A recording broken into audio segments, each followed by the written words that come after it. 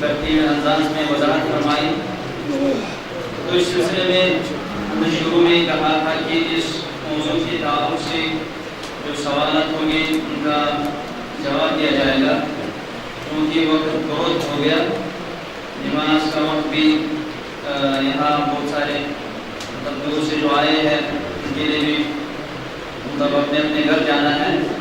تو مختصراً چند سوال یہاں پیش کریں گے، ڈاکٹر عبداللطیف صاحب مختصراً ان کا جواب پیش کریں گے۔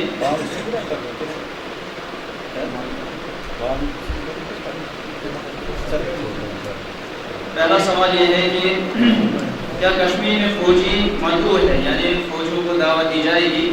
تو اس کے ساتھ ایک دوسرا سوال ہے جو کہ اسی سوال کے ساتھ تعلق رکھتا ہے، ان فوجیوں نے مطلب جو مندوب سمجھتے ہیں ان میں بہت ظلم زیادتی کی ہے کشمیر پر، کیا یہ مندوب ہے؟ مختصر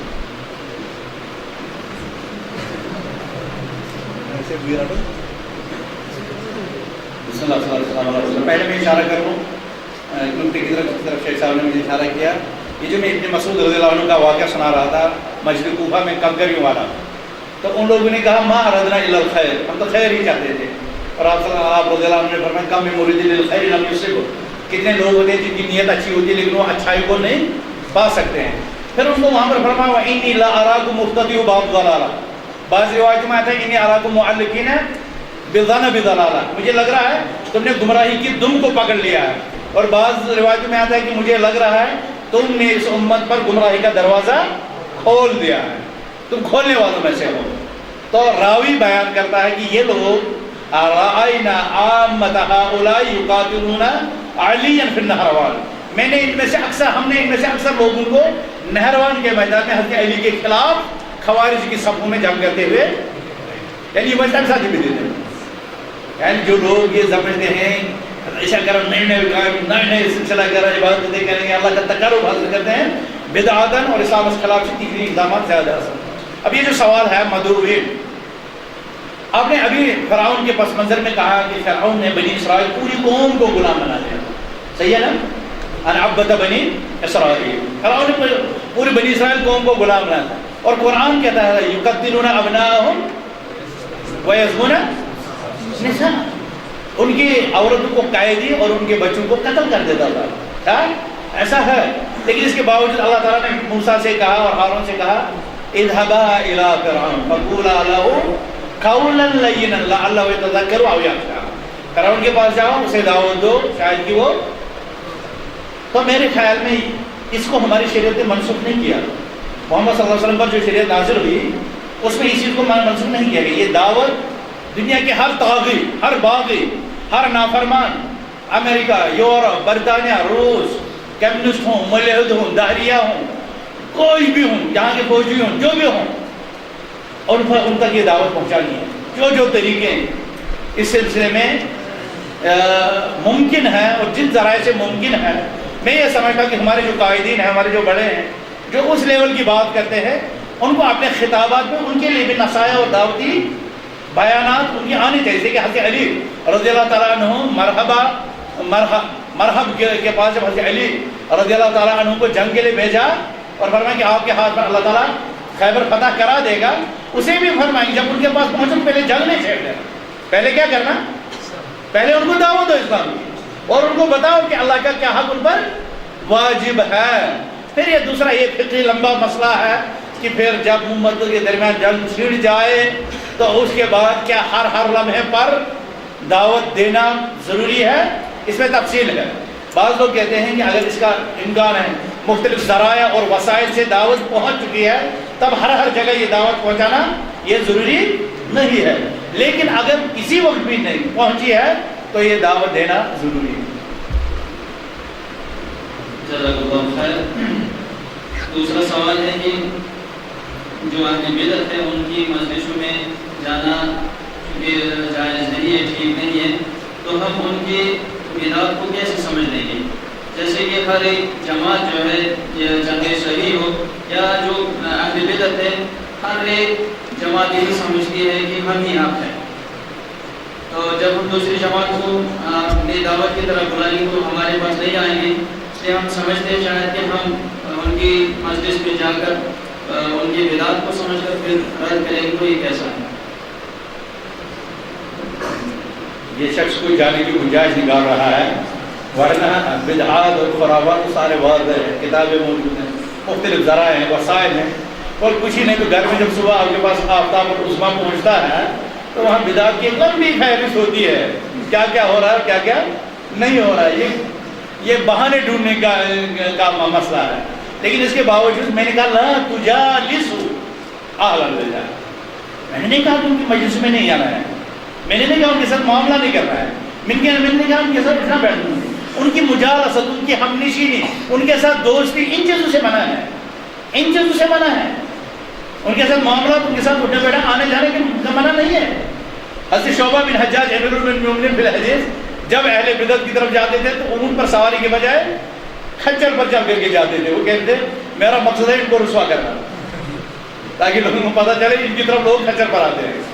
اور حضرت سفیان ثوری جب کعبہ میں داخل ہو گئے تو وہاں ایک بدعتی کا جنازہ تھا، تو حضرت سفیان ثوری کعبہ مسجد حرام میں داخل ہوئے تو جنازے کے بیچ میں سے گزرے، سارے لوگ کہتے جا سفیان جا سفیان جا سفیان، لوگ میں سب کو لگا کہ یہ سفیان اب جنازہ پڑھائیں گے یا جنازے میں شرکت کریں گے، تو وہاں سے نکل کر سیدھے کعبہ کی طرف سے لگے نماز پڑھنے کے لیے، تو لوگوں نے کہا جنازہ رکھا تھا، تو سفیان نے کہا میں تو اسے بڑے بڑے لوگوں کو جنازہ پڑھ لیتا ہوں، مگر میں لوگوں کو بتانا چاہتا تھا کہ یہ شخص کس قدر بدعتی ہے اور یہ بالکل کم کم خیمچ ہے۔ تو بہرحال میں نے کہنے کا مطلب یہ نہیں ہے کہ اہل بدعت کے ساتھ اٹھنا بیٹھنا نہیں ہے، اہل بدعت کے ساتھ معاملات کرنا نہیں ہے، ان کے ساتھ ان کی ہمنشینی، ان کی دوستی، ان کی مجلسوں کے رونق بننا، یہ سارا مودت اور موالات کے نقطہ نظر سے یہ درست نہیں ہے۔ جزاک اللہ خیر۔ سوال ہے کیا بدعتی کے پیچھے نماز پڑھنی جائز ہے؟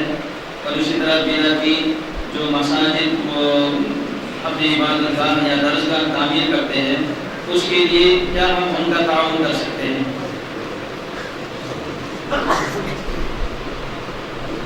جس نے یہ سوال پوچھا ہے یقیناً اس کو اس کا جواب پتا ہے، لیکن وہ چاہتا ہے مجھ سے دوسروں کو سنانا ہے۔ یہ اہل بدعت کے پیچھے نماز، پہلے آپ بدعت کو دیکھیں، بدعت کا ایک نقطہ جو ہم نے بیان نہیں کیا وقت کی تنگی سے وہ یہ ہے کہ بدعت کی دو قسمیں ہیں، ٹھیک ہے، بدعت اعتقادی، دوسرا بدعت عملی۔ بدعت سلف صالح نے دونوں میں تقسیم کی، فرق کیا ہے، بدعت اعتقادی اور بدعت عملی۔ اسی طرح الداعی الذی یدعو الی المبتدع الذی یدعو الی بدعتہ والذی لا یدعو، ان میں فرق ہے۔ ایک وہ بدعتی جو اعتقادی بدعت کرتا ہے، دوسرا وہ بدعتی جو عملی بدعت کرتا ہے۔ اصل تو یہ ہے کہ امامت کے لیے اعلم بکتاب اللہ، اقرأ لکتاب اللہ، اعلم بسنت رسول صلی اللہ علیہ وسلم، اچھی صفات والا، اچھے اخلاق والا، تقوی زہد والا شخص امامت کے لیے منتخب کرنا ہے۔ لیکن کسی وقت بس سفر میں گیا اچانک اگر پھنس گیا انسان اس طرح کے معاملے میں تو کیا کرے؟ تو اس سلسلے میں یہ چیز دیکھنا ضروری ہے کہ جو شخص اگر مبتدع ہے تو اس کی بدعت کی نوعیت کیا ہے۔ اگر یہ اعتقادی بدعت ہے، کمن یستغیث بغیر اللہ، کمن یستغیث بغیر اللہ ویدعو غیر اللہ وینذر لغیر اللہ، تو اس شخص کی اپنی نماز درست نہیں ہے۔ جب اس کی اپنی نماز درست نہیں ہے تو آپ کی نماز اس کے پیچھے درست نہیں ہے۔ لیکن ایک شخص ہے اس کے پاس یہ استغاثہ نہیں ہے، اس کے پاس یہ غلط اعمال نہیں ہے، بس یہ غلط بدعات اس طرح کی نہیں ہے جو اعتقادی ہے، جو مخرج من الملہ ہے، لیکن عملی طور پر اگر کچھ اس کے پاس بدعات ہیں تو کسی وقت کسی شخص نے اس کے پیچھے نماز پڑھی تو اس کی نماز میں کوئی حرج نہیں ہے، نماز اس کی درست ہو جائے گی۔ لیکن اگر بدعت اعتقادی ہے، مخرج من الملہ ہے، تو اس کی پھر نماز درست ہے۔ آدم آئندہ وإن كان عند الشيخ تعليق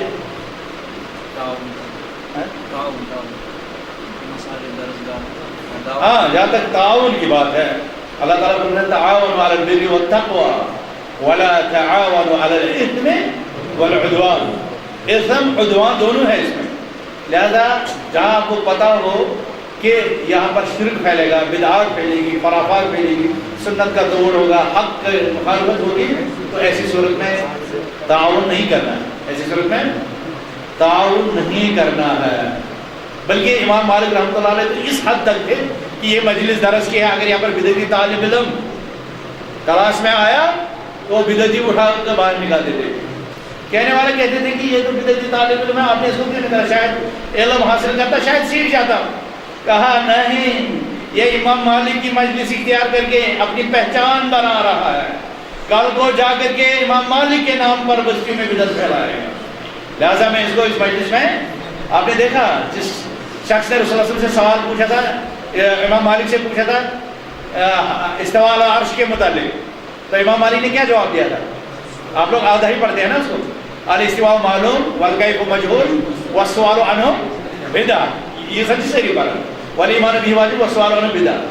تائتے سے برونٹ بے اس کے آگے ہے وَأَرَاكَ صَاحِبَ بِدْعَةٍ فَأَمَرَ بِهِ فَأُخْرِجْ، مجھے لگ رہا ہے تو بدعتی ہے، پھر دوسروں کو کہا سے نکال دے، یہاں سے وہ کلاس سے نکال دے. اور ایک طالب علم بصرہ سے آیا مکہ علم حاصل کرنے کے لیے، سفیان بن عیینہ کی مجلس تھی. سفیان بن عیینہ نے داخلے کی شرط رکھی تھی، طالب علم سے پہلے پوچھو حال ایمان یزید و ینقص، کیا ایمان گھٹتا بڑھتا ہے؟ اگر طالب علم کہتا ہاں ایمان گھٹتا بڑھتا، اس کو کہتے بیٹھ جا. اگر وہ کہتا ہے نہیں ایمان گھٹتا بڑھتا، مرجیہ کے خلاف. اگر کہتا ہے ایمان گھٹتا بڑھتا نہیں، تو اس کو کہتے نکل جائے. تو ایک شاگرد مکہ سے نکالا گیا، پہنچا حدیث تلاش کرنے کے لیے یمن، امام عبدالرزاق بن حمام کے پاس. وہاں بیٹھے تھے دو شاگرد اس امت کے عظیمان، یحییٰ بن معین اور احمد بن حنبل رضی اللہ عنہ رحمۃ اللہ علیہ. تو وہ طالب علم پھر پہنچا، عبدالرزاق نے بھی یہی سوال پوچھا، حال الایمان یزید و ینقص، حال الایمان یزید و ینقص. تو اس شخص نے کہا یزید والا اس کا نکل جا کلاس سے. تو وہ شخص باہر سوچنے لگ گیا، بصرہ سے آیا، مکہ میں بھی نکال دیا گیا کلاس سے، اب یمن میں بھی تو میں جاؤں تو جاؤں کہاں؟ کیا اتنے سارے لوگ تو غلط نہیں ہو سکتے، مجھے اپنے نفس کا محاسبہ کرنا چاہیے، کہیں میں ہی تو نہیں غلط ہوں.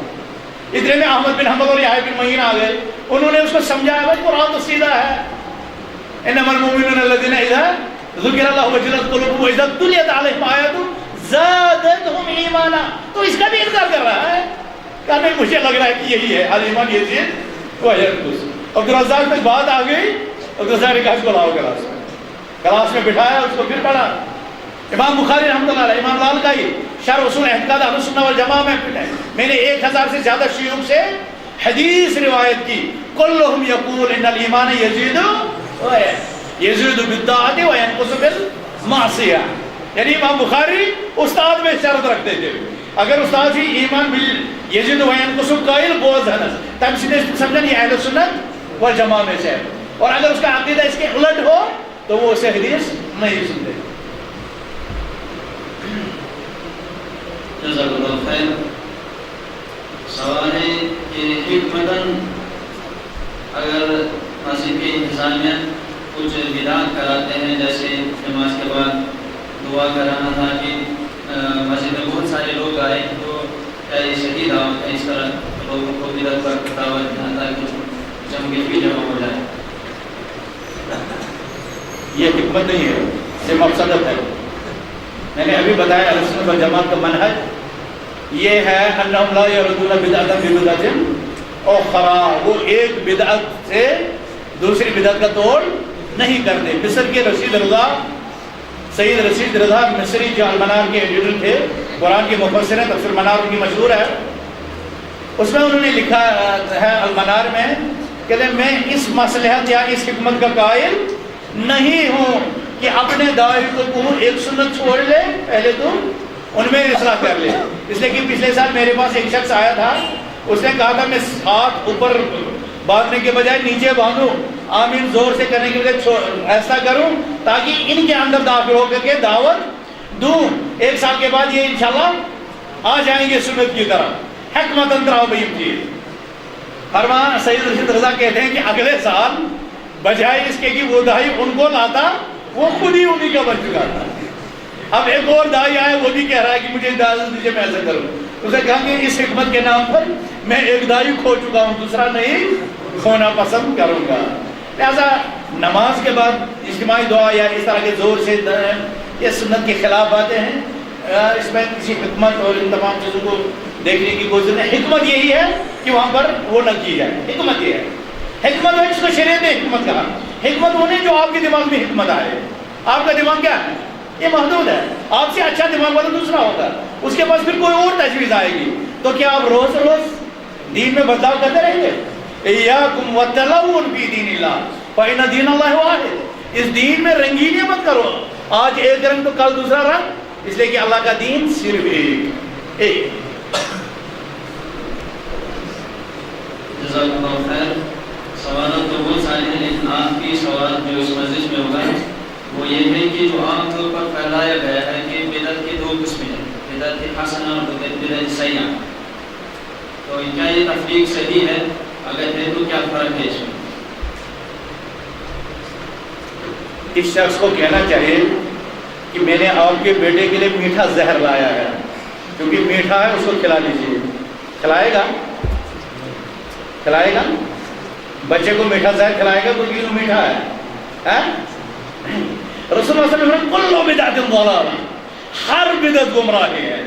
تو ہر بدعت گمراہی کے بعد جب آپ کہیں گے بدعت 2 ہے, کچھ اچھی بھی ہیں بری بھی ہیں, مجھے بتائیں ہم آپ کی بات مانیں یا رسول اللہ صلی اللہ علیہ وسلم کی بات مانیں؟